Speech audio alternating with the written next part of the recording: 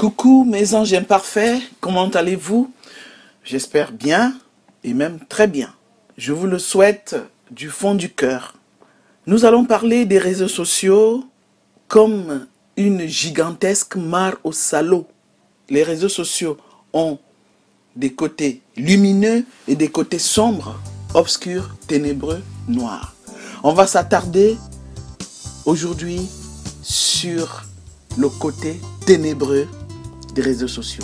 On va parler des bêtes anthropomorphes des réseaux sociaux, des bêtes à la forme humaine, des salauds, des fous, des cinglés, des malades mentaux, des meurtriers de tout poil du net.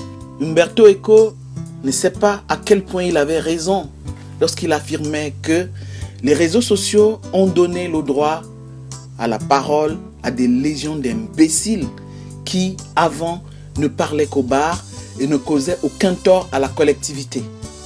On les faisait taire tout de suite. Aujourd'hui, ils ont le même droit de parole qu'un prix Nobel. Les réseaux sociaux sont des révélateurs de médiocrité et de bassesse humaine. C'est une mare au salaud qui regorge d'imbéciles malheureux. Nous sommes bien d'accord que quand on est heureux, on n'a pas le temps de faire du mal aux autres. Nous avons dans les réseaux sociaux des cons spécialistes de la fabrication de la connerie et du sale, de la diffamation, du dénigrement, et qui allègrement portent atteinte à l'honneur et à la considération des personnes. La diffamation ici, elle peut être mensongère, raciste, sexiste, homophobe, donc elle est multiforme ou polyforme. Les imbéciles dont parle Umberto Eco sont des enfants de cœur. Ils sont même gentils. Si Umberto Eco était encore là aujourd'hui, paix à son âme, il verrait que ces imbéciles sont au summum de leur art.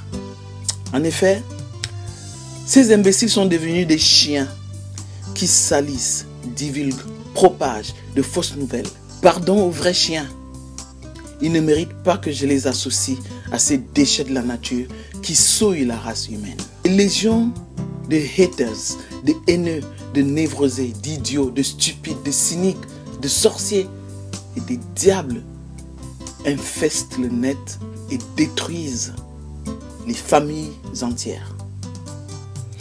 Ils s'y déploient et chaque jour, leur nombre augmente. Ce sont des hydres à 1000 têtes qui grenouillent dans la gadoue. Des animaux, des bêtes féroces, des rats d'égout qui détruisent et massacrent des personnes.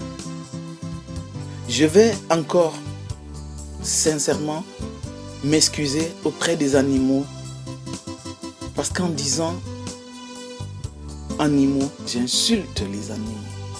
Le pire du pire des bêtes du net, des cinglés du net, ceux qui sont au-dessus du panier, ce sont des lâches qui s'attaquent aux gens qui ne peuvent plus se défendre, des nécrophages, des charognards qui se nourrissent de cadavres, des sorciers sans honte ni vergogne aux propos nauséabonds, écœurants, infects, immondes, répugnants, dégoûtants, dégueulasses, fétides, rébutants.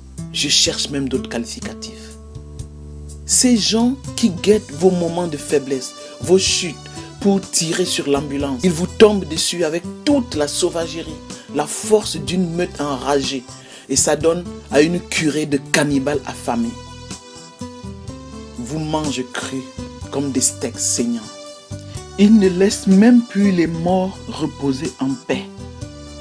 Et ça, c'est terrible. C'est inacceptable.